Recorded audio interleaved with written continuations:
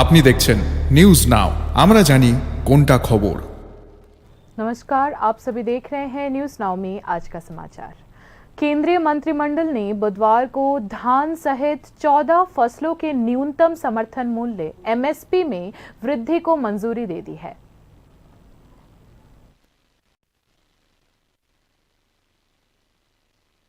केंद्र सरकार ने धान, कपास, सोयाबीन और उड़द समेत 14 खरीफ फसलों के न्यूनतम समर्थन मूल्य एमएसपी में बढ़ोतरी की है। केंद्रीय मंत्रिमंडल ने इसे मंजूरी दे दी है। केंद्रीय सूचना एवं प्रसारण मंत्री अश्विनी वैष्णव ने बताया कि धान का नया एमएसपी 2,369 रुपये तय किया गया है, जो पिछले एमएसपी से 69 रुपये अधिक है। नए एमएसपी से सरकार पर 2,07,000 करोड़ रुपए का बोझ पड़ेगा, जो पिछले फसल सीजन से 7,000 करोड़ रुपए के अधिक है। आप सब जानते हैं कि खरीफ की फसल में जिस तरह से पिछले 10 की गई है एमएसपी की, उसी कड़ी में सीएसीपी की रिपोर्ट पर 2025-26 के खरीफ मार्केटिंग सीजन के लिए आज कैबिनेट में एमएसपी अप्रूव हुआ है। टोटल अमाउंट इसका 2,07,000 करोड़ के आसपास का एस्टिमेट किया गया है। और जैसा कि प्रधानमंत्री श्री नरेंद्र मोदी जी ने प्रतिबद्धता दिखाई है किसानों को उनकी कॉस्ट के ऊपर 50% मिनिमम मार्जिन मिले, कम से कम मार्जिन मिले, उसका ध्यान रखा गया है। तो जितने भी क्रॉप्स हैं, हर एक क्रॉप के लिए कॉस्ट से 50% अधिक, कॉस्ट प्लस 50%, इस चीज का ध्यान रखा। केंद्रीय मंत्रिमंडल ने किसान क्रेडिट कार्ड ब्याज सब्सिडी योजना को वित्त वर्ष 2025 से 26 के लिए जारी रखने का फैसला किया है। इस संबंध में मंत्रिमंडल ने ब्याज सब्सिडी योजना को अगले वित्त वर्ष 2025 से 26 के लिए जारी रखने को मंजूरी दे दी है और इसके लिए धनराशि भी।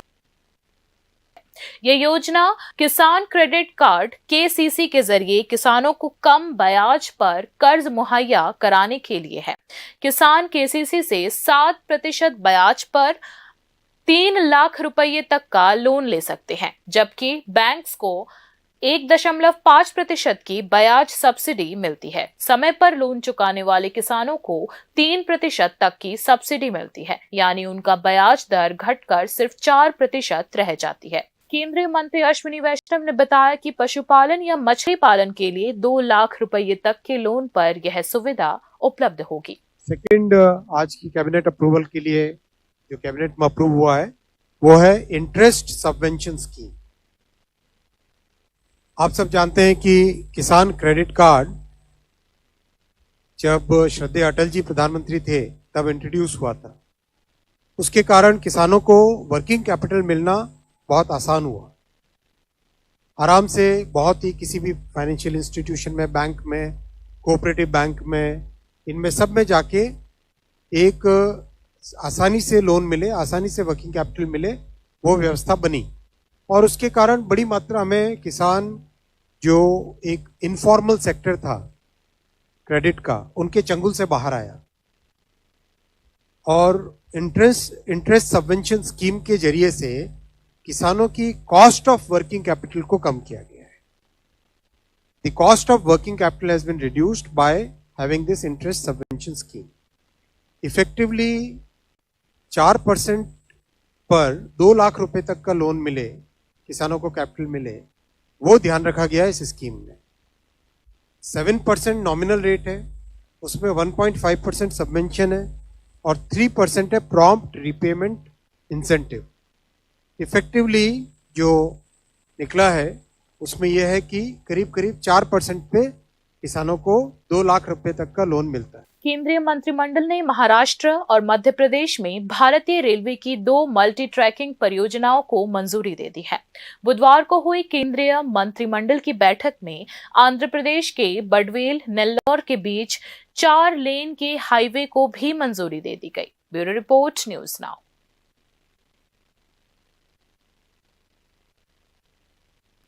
मणिपुर में भाजपा ने सरकार बनाने का दावा पेश किया है। बुधवार को राज्यपाल से मुलाकात के बाद भाजपा ने औपचारिक रूप से सरकार बनाने का दावा पेश किया।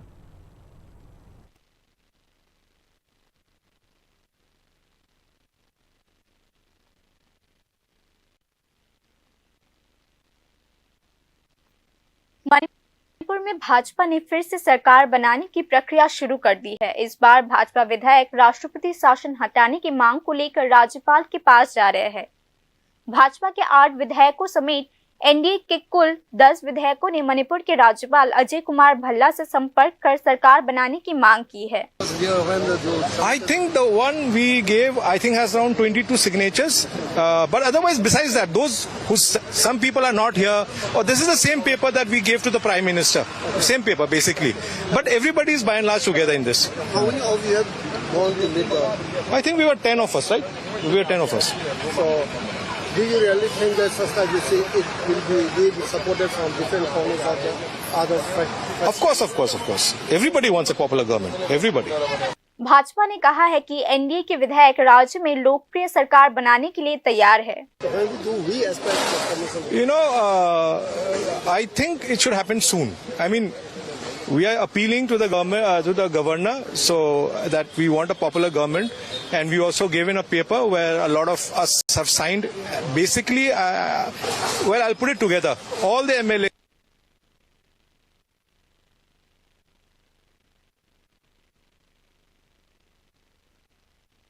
To have a popular government installed, and we would want the support of the, because without that, you know, things can work out a little difficult. So to have a smooth and quick formation of a government, we need the public also. Manipur से 21 विधायकों ने अप्रैल से प्रधानमंत्री नरेंद्र मोदी को पत्र लिखकर मणिपुर में फिर से सरकार बनाने की मांग की थी। केंद्र सरकार ने इस साल फरवरी में मणिपुर में राष्ट्रपति शासन लागू कर दिया था। मणिपुर में करीब 2 साल से उथल-पुथल चल रही थी। बीरेन सिंह के मुख्यमंत्री पद से इस्तीफा देने के बाद भाजपा नए मुख्यमंत्री के नाम की घोषणा नहीं कर सकी। गतिरोध के चलते भाजपा को आखिरकार राष्ट्रपति शासन लगाना पड़ा। मणिपुर में अशांत स्थिति को फिलहाल राष्ट्रपति शासन लगाकर संभाल लिया गया है। ऐसे में अब राष्ट्रपति शासन की जरूरत नहीं है। एनडीए विधायकों का मानना है कि वहां फिर से लोकतांत्रिक सरकार बनाई जा सकती है। बुधवार को राज्यपाल से मिलने वाले 8 भाजपा विधायकों के अलावा 1 एनपीपी विधायक और 1 निर्दलीय विधायक भी शामिल थे। 60 सदस्य विधानसभा में फिलहाल 59 विधायक है, जिसमें से 1 विधायक के निधन के कारण 1 सीट खाली हो चुकी है। भाजपा के नेतृत्व वाले गठबंधन में 32 मैतेई, 3 मणिपुरी मुस्लिम और 9 नागा विधायक शामिल हैं। कांग्रेस के पास 5 विधायक है जो सभी मैतेई है। बाकी 10 विधायक कुकी है, जिसमें से 7 पिछले चुनाव में भाजपा के टिकट पर जीते थे। 2 विधायक कुकी पीपल्स अलायंस के हैं और 1 निर्दलीय है। Bureau report, news now. Dhaka द्वारा चीन की सहायता से लालमोनिरहाट में एयरपोर्ट बनाने के निर्णय के तुरंत बाद नई दिल्ली ने कैलाशहर में परित्यक्त एयरपोर्ट को फिर से खोलने की तैयारी शुरू कर दी है। इस संबंध में एयरपोर्ट अथॉरिटी ऑफ इंडिया के एक प्रतिनिधि मंडल ने मुख्यमंत्री से मुलाकात की। भारत ने बांग्लादेश के अंतरिम सरकार द्वारा लालमोनिरहाट में लंबे समय से बंद पड़े एयरपोर्ट को फिर से खोलने की पहल पर चिंता व्यक्त की है। केंद्र सरकार ने ढाका के इस कदम के खिलाफ त्रिपुरा के कोलाशहर एयरपोर्ट को फिर से खोलने की पहल की है। त्रिपुरा के मुख्यमंत्री प्रोफेसर डॉक्टर मानिक साह ने ऊनकोटी जिले के कोलाशहर में बंद पड़े एयरपोर्ट के संचालन के लिए इस संबंध में एयरपोर्ट अथॉरिटी ऑफ इंडिया के उच्च अधिकारियों के साथ बैठक की। हाल ही में न्यू दिल्ली के अपनी यात्रा के दौरान मुख्यमंत्री डॉक्टर मानिक साह ने union defence minister Jyotiraditya Scindia से मुलाकात की थी और उनसे कोलाशहर एयरपोर्ट को जल्द से जल्द फिर से खोलने की अनुरोध भी की थी। इसके अलावा मुख्यमंत्री डॉक्टर मानिक साह ने यूनियन मिनिस्टर किरेन रिजिजू से भी इस संबंध में कार्यवाही करने की मांग की थी। इसके बाद एयरपोर्ट अथॉरिटी ऑफ इंडिया के एक प्रतिनिधि मंडल ने आवश्यक सर्वेक्षण के लिए कोलाशहर एयरपोर्ट का दौरा किया। एयरपोर्ट अथॉरिटी ऑफ इंडिया ने मुख्यमंत्री के साथ समग्र मुद्दे पर चर्चा भी की। उल्लेखनीय है कि बांग्लादेश के लालमोनिरहाट एयरपोर्ट को फिर से खोलने की प्रक्रिया में चीन भी शामिल है। राजनीतिक विश्लेषकों का मानना है कि इससे भारत की सुरक्षा को खतरा हो सकता है। भारत के लिए रणनीतिक रूप से महत्वपूर्ण शिलीगुड़ी कॉरिडोर से 135 किलोमीटर दूर स्थित लालमोनिरहाट एयरपोर्ट को फिर से सक्रिय करने के ढाका के कदम के खिलाफ न्यू दिल्ली ने त्रिपुरा में कोलाशौर एयरपोर्ट को सक्रिय करने की पहल की है।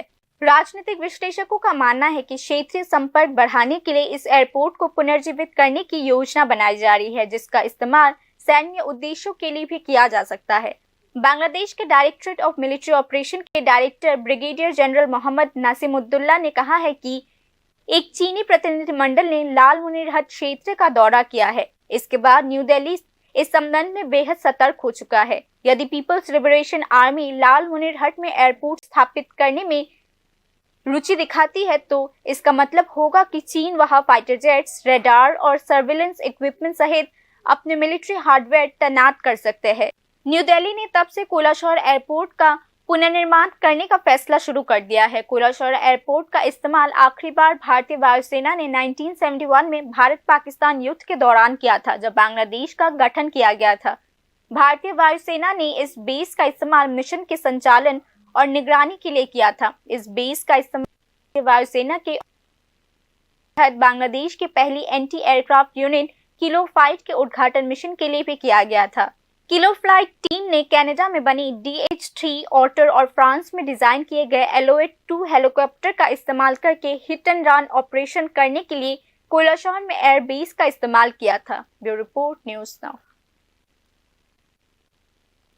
सरकारी पेंशनर्स एसोसिएशन ने मांग की है कि राज्य सरकार सुप्रीम कोर्ट के आदेश के अनुसार 128 महीने के भीतर पेंशन कम्यूटेशन पूरा करे। इस संबंध में पेंशनर्स एसोसिएशन ने बकाया DA या DR का 22% जारी करने की भी मांग की है। सुप्रीम कोर्ट के आदेश के अनुसार केंद्र सरकार 128 महीने में पेंशन कम्यूटेशन की किश्तें पूरा कर रही है। हालांकि त्रिपुरा इस मामले में अपवाद बना हुआ है।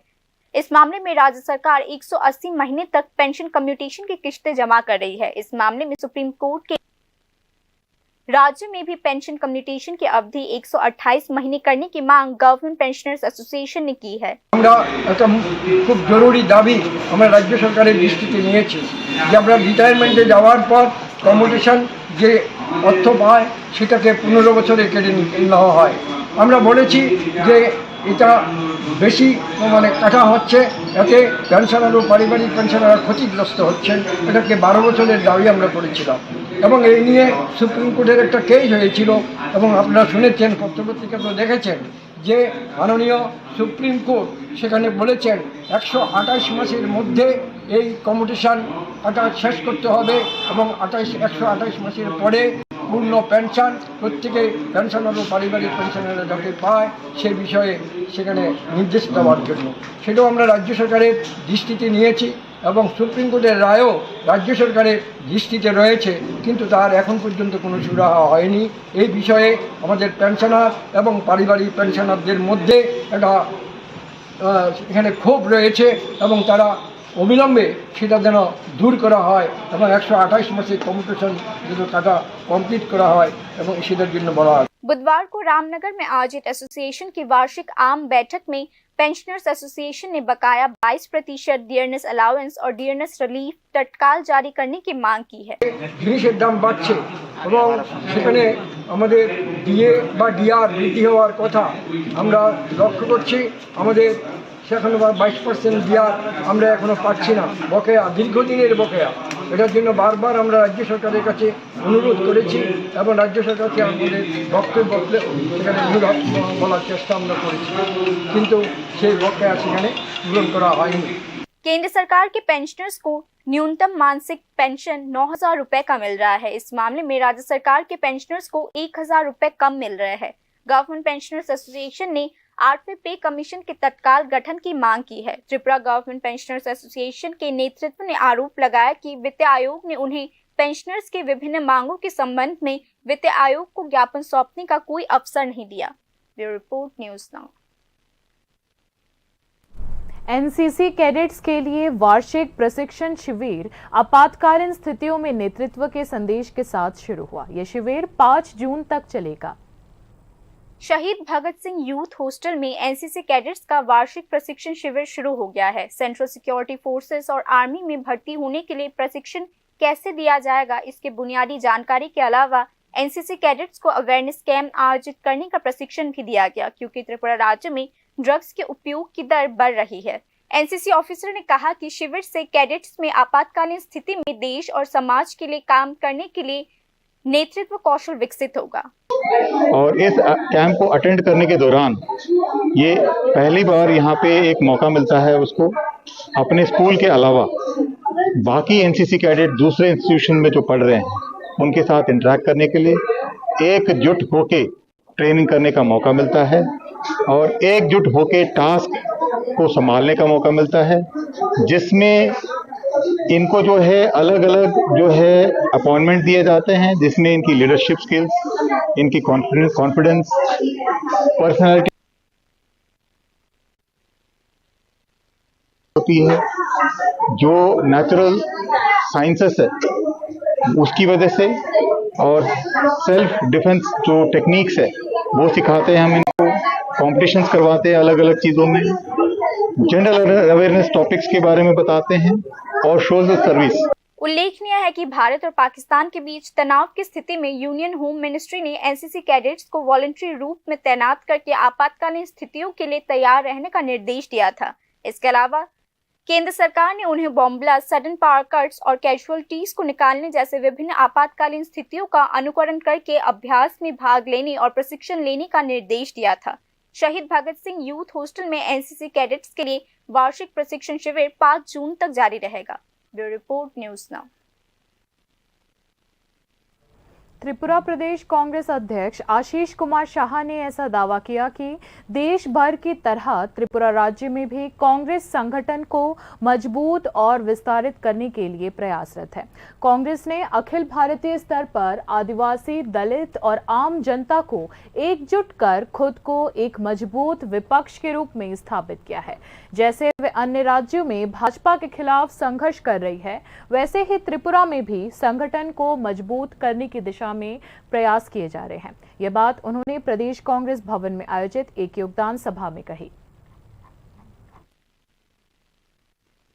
সর্বভারতীয় ক্ষেত্রে কংগ্রেস দল আদিবাসী, দলিত, পশ্চাৎপদ, সংখ্যালঘুদের তাদেরকে ঐক্যবদ্ধ করে যে নীতিতে সারা দেশব্যাপী আজকে বিকল্প শক্তিরূপে আত্মপ্রকাশ করছে।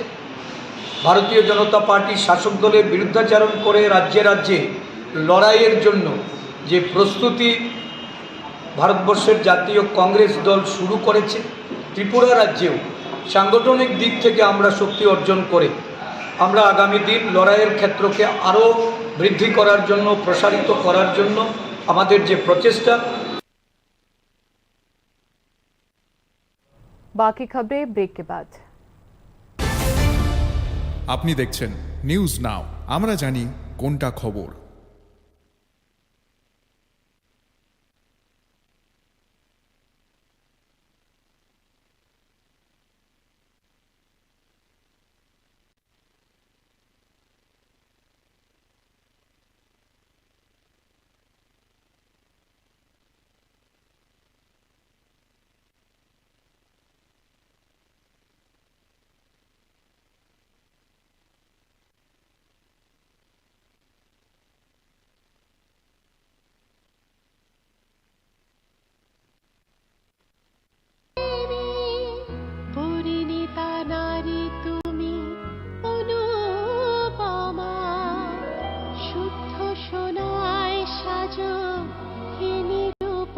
শুদ্ধতার স্বর্ণ মন্দির, কালিকা জুয়েলার্স, আগরতলা। একটু চেষ্টাতেই দুল লেগে যায় নববধূর কানে, একটু চেষ্টাতেই মানিয়ে নেওয়া যায় বিবাহিত জীবনে। নানা অনুভূতি জড়ানো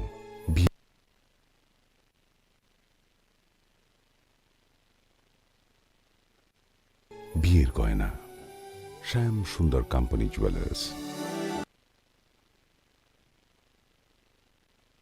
না, আমরা জানি কোনটা খবর। आगे की खबरें कुछ इस प्रकार है। अगर संविधान का पालन नहीं किया जाता है तो अभियान चलाना जरूरी है, लेकिन अगर संविधान का पालन न करने वाले लोग सामान्य जीवन में लौटना चाहते हैं तो चर्चा जरूरी है, जो नागालैंड, मणिपुर या त्रिपुरा में हो रही है।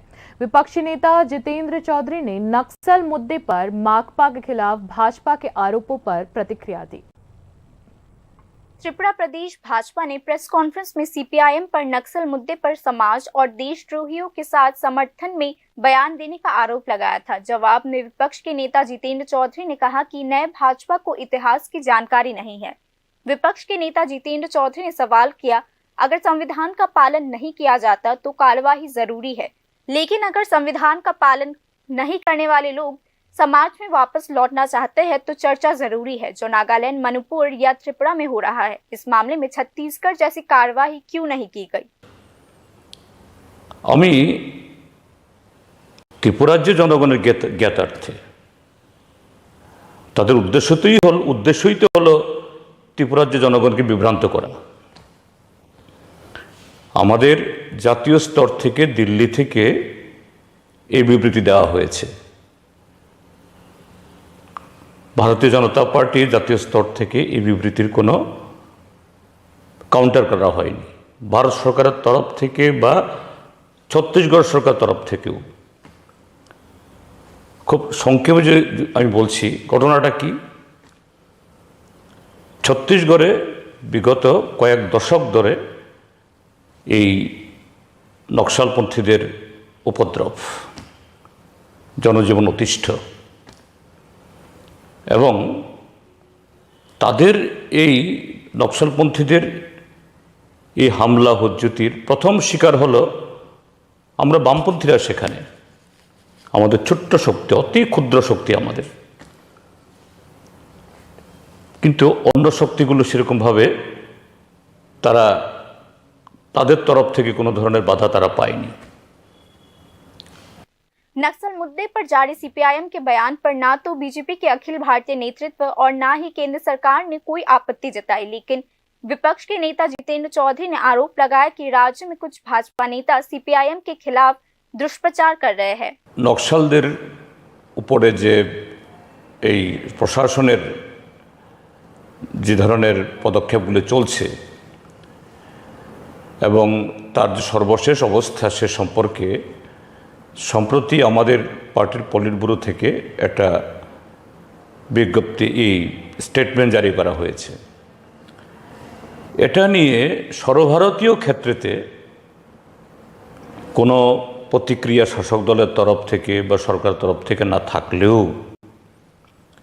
দেখা যাচ্ছে ত্রিপুরা রাজ্যের শাসক জোটের কয়েকজন নেতা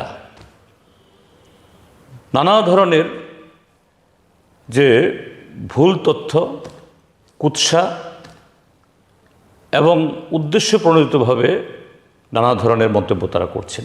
पिछले हफ्ते छत्तीसगढ़ में केंद्रीय और राज्य सुरक्षा बलों के संयुक्त अभियान में 26 माओवादी मारे गए। केंद्र सरकार ने इसे 3 दशकों में उग्रवाद के खिलाफ सबसे निर्णायक अभियान बताया। केंद्र सरकार ने घोषणा किया है कि 31 मार्च 2026 तक छत्तीसगढ़ से माओइज्म का खात्मा कर दिया जाएगा। साथ ही कहा है कि अब माओइस्ट के साथ बातचीत की कोई गुंजाइश नहीं है। Bureau report, news now. Bridge 7 दिनों से टूटा हुआ है, लेकिन प्रशासन इसकी मरम्मत के लिए कोई पहल नहीं कर रही। ऐसे में एक तरफ जहां आम लोगों को परेशानी हो रही है, वहीं दूसरी तरफ ड्राइवरों को नुकसान उठाना पड़ रहा है। ये घटना शाबरुम अनुमंडल के वैष्णवपुर गांव की है। शाबरुम से वैष्णवपुर और वैष्णवपुर से शाबरुम जाने वाले एकमात्र रास्ता बंद हो गया है। वैष्णवपुर ब्रिज के ऊपर से भारी मालवाहक वाहन के गुजरने के दौरान पुल टूट गया, जिसके आवाजाही बंद हो चुकी है। इससे वैष्णवपुर, ईस्ट शाबरुम, मागरूम आदि इलाके के लोगों और वाहन चालकों को भारी परेशानी का सामना करना पड़ रहा है। সবসময় গাড়ি চালাই, অটো চালাই। তো দেখা গেল যে গত শুক্রবারে সকালবেলা ভোর 5টা সাড়ে 5টার দিকে একটা পাথর বোঝাই বড় গাড়ি ব্রিজ, বৈষ্ণবপুর সংলগ্ন যে ব্রিজ আছে, লোহার ব্রিজ, এই লোহার ব্রিজের মধ্যে মানে ভেঙে পড়ে যায়। তো ভেঙে পড়ে যাওয়ার ফলে আমাদের গাড়িগুলো যাতায়াত করতে সম্ভব হচ্ছে না, যার ফলে আজকে 1 সপ্তাহ ধরে দুর্ভোগ ভোগ করতেছি। এখনও পর্যন্ত এই ব্রিজ সারাইয়ের কোনো উদ্যোগ নাই। তো আমরা চাই এবং দাবি জানাই বৈষ্ণবপুর প্রশাসন বা সাবরুমবাসী প্রশাসনের কাছে এই ব্রিজ যেন তাড়াতাড়ি করা হয়। তো এখন কি বৈষ্ণব সাবরুম থেকে বৈষ্ণবপুর যাওয়া আসার কি একমাত্র রাস্তাই এটা? হ্যাঁ, একমাত্র রাস্তাই এটা, বিকল্প কোনো রাস্তা নাই।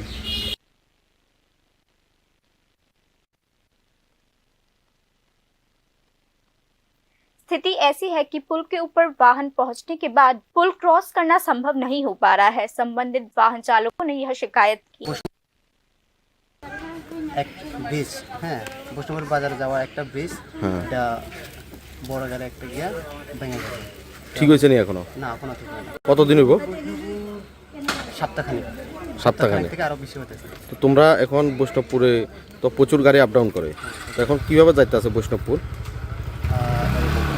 ব্রিজের এপারে গাড়ি ঠাকুন লাগে, আর ওই সাইডে যাইতাম পারে না, তো হাঁটি হাঁটি যাওয়া লাগে। ডেলি কেমন গাড়ি চলে?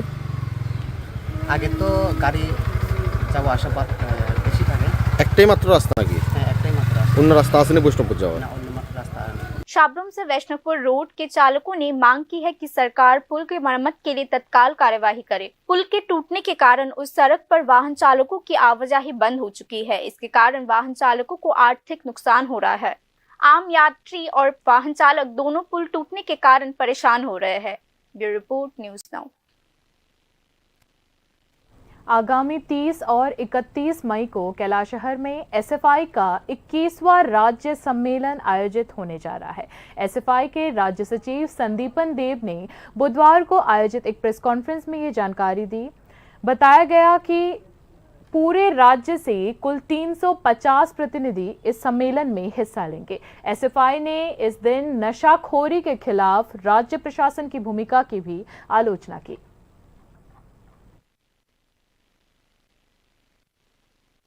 এই রাজ্য নেশায় ডুবে গেছে, তাই সরকারে আমরা মনে করি রাজ্যের তরুণ প্রজন্মকে, ভাবি প্রজন্মকে রক্ষা করার প্রশ্নে নেশার বিরুদ্ধেও কার্যকরী আন্দোলন করে তুলতে হবে। এবং এই যে নেশা ব্যবসায়ী যারা শাসক দলে ছাতার তুলে নিজেদের গুজে রেখে নেশার ব্যবসা সুন্দর মতো চালানোর চেষ্টা করছে, এদের বিরুদ্ধে পদক্ষেপ নেওয়ার দাবি আমরা অতীত করেছি। আজকে चाय बागान के मजदूरों की लंबे समय से वेतन वृद्धि नहीं की जा रही है और उन्हें सुविधाओं से वंचित रखा जा रहा है। ये घटना कैलाशहर के गोकुलपुर चाय बागान की है। चाय बागान के मजदूरों ने वेतन वृद्धि और सुविधाओं की मांग को लेकर मैनेजमेंट के खिलाफ प्रदर्शन किया, सड़क अवरोध और हड़ताल की। मजदूरों का कहना है कि अगर मांगे जल्द से जल्द नहीं मानी गई तो आंदोलन और अधिक किया जाएगा। इस बागान का संचालन पश्चिम बंगाल की लक्ष्मी टी ग्रुप करती है। 7 বছর ধরে আমাদের চা শ্রমিকদের পার্মানেন্ট করা হয়নি, অতি সত্বর পার্মানেন্ট করতে হবে। বিগত 7 বছর ধরে আমাদের চা শ্রমিকদের পিএফ এর আওতায় আনা হয়নি, অতি সত্বর পিএফ এ নথিভুক্ত করতে হবে। চা শ্রমিকদের অনেকগুলি স্টাফদের পোস্ট খালি আছে। চা বাগানদের ছেলে মেয়েদের মধ্যে থেকে সেই খালি জায়গা পূরণ করতে হবে। राज्य प्रशासन ने 31 मई तक राज्य में भारी बारिश की चेतावनी जारी की है। राज्य प्रशासन ने इस संबंध में जिला प्रशासन को सतर्क रहने के निर्देश जारी किए हैं। मौसम विभाग ने 31 मई तक राज्य में भारी से बहुत भारी बारिश की चेतावनी जारी की है। इसके अलावा 30 मई को खुआई और पश्चिम त्रिपुरा जिलों में रेड अलर्ट जारी किए गए हैं।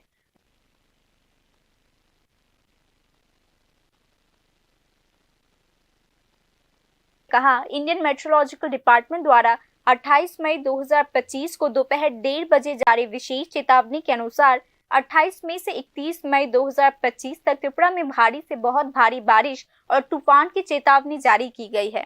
मौसम विभाग ने कहा, उड़ीसा कोस्ट से दूर बंगाल की खाड़ी के उत्तर पश्चिम में बने कम दबाव के क्षेत्र के कारण भारी बारिश होने की संभावना है। स्थिति का नियमित रूप से आकलन करने के अलावा राज्य प्रशासन ने NDRF, SDRF, TSR, fire personal और ट्रेन वॉलंटियर्स को सतर्क रहने के निर्देश दिए हैं। बोट, लाइफ जैकेट और अन्य बचाव उपकरण तैयार रखने, नदी के बहाव, तटबांधों और जल भराव वाले क्षेत्रों की निगरानी करने और तत्काल निवारक और तैयारी के उपाय करने के निर्देश दिए गए हैं। निचले इलाकों से लोगों को सुरक्षित स्थानों पर पहुंचाने के अलावा यदि आवश्यकता हो तो राहत सामग्री पहुंचाना शुरू किए जाने, तत्काल नुकसान का आकलन किए जाने और उठाए गए कदमों के विवरण के साथ दोपहर 2 बजे तक SEOC को रिपोर्ट प्रस्तुत किए जाने की बात भी कही गई है।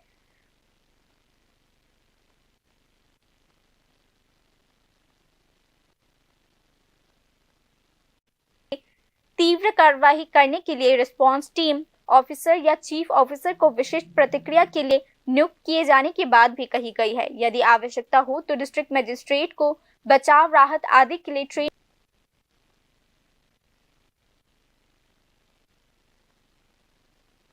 प्रशासन ने आपदा प्रबंधन योजना के अनुसार तत्काल आवश्यकता आधारित प्रतिक्रिया करने और IMD के वर्तमान मौसम और मौसम संबंधित सूचनाओं के प्रति भी जारी किए गए हैं। Bureau report, news now. बाकी न्यूज अपडेट्स के लिए देखते रहिए न्यूज़ नाउ। शुभ रात्रि।